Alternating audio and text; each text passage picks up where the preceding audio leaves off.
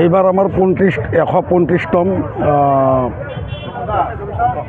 শ্ৰী শ্ৰী মনসা পূজা আৰু সভা মহোৎসৱ 135তম বছৰ গৰগিলে।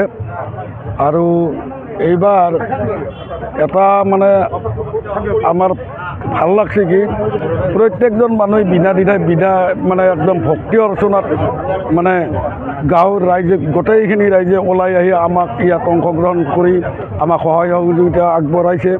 মা মনসাৰ আমাৰ পূজা যোৱা কালি সমাপ্ত হৈছে। আজি আমাৰ হোমৰ নাম।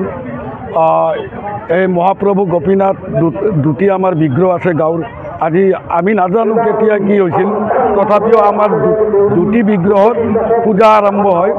আজি আমি সকলোৱে একেলগে য'ৰ যিপিনৰ পৰা মানুহ আহে, যিমান গাঁৱৰ পৰা মানুহে নাহক কিয়, আমি আজি প্ৰত্যেকে লগ লাগি আমি এই পূজাৰ অন্তত আমি ভোগ বিতৰণ কাৰ্যসূচী এটি ৰাখিছোঁ আৰু প্ৰত্যেকে এই ভোগ কাৰ্যসূচীত অংশগ্ৰহণ কৰিব বুলি আমি আশাও ৰাখিছোঁ।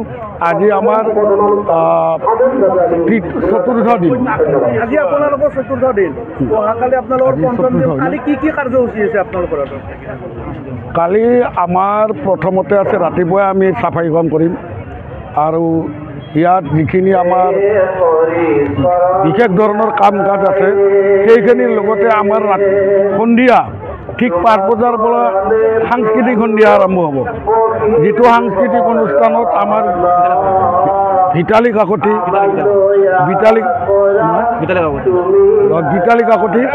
তাৰপিছত আমাৰ এটা বাৰে বৰণীয়া সংস্কৃতিৰ অনুষ্ঠান আছে নলবাৰীৰ। তাৰপিছত আমাৰ স্থানীয় শিল্পীৰ দ্বাৰাও হেৰি হ'ব। আজি বিশেষকৈ এটা বৰ সুখৰ খবৰ কি আমাৰ বহুত বছৰ নোহোৱা মানে এইটো কাম মানে কৰি আছে। আজি আমাৰ এই যিবিলাক নৱপ্ৰজন্ম আছে তেওঁলোকে মিলি এখন মানে নাটক কৰিব আৰু এই নাটকখনত মানে বিভিন্ন ধৰণৰ আমাৰ কৈহাটীৰো 2-এজন ল'ৰা আছে, শলমাৰৰো আছে, এই হেলচাৰো আছে। এনে এটা সমন্বয়ত তাৰমানে এই নাটকখন আজি মানে আমাৰ ইয়াত প্ৰদৰ্শন কৰিব আৰু প্ৰত্যেককে আমি এই আজি নাটকত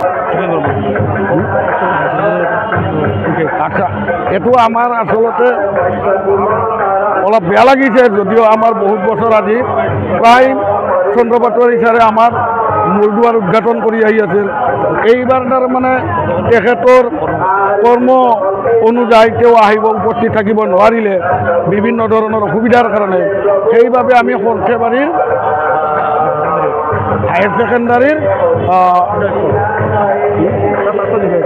প্ৰাক্তন বিষয় শিক্ষক গজেন বৰ্মন, তেওঁ এটা আমাৰ ইতিহাস আছে। গজেন বৰ্মনৰ দেউতাক আমাৰ শলমাৰা মনসা পূজা আৰু শলমাৰা গাঁৱৰ লগত অতঃপ্ৰোতভাৱে জড়িত আৰু তাৰ বংশোদ্ভৱ হিচাপে আমি গজেন্দ্ৰ বৰ্মনক মূল বিহাৰ উন্মোচন কৰিব লাগিব।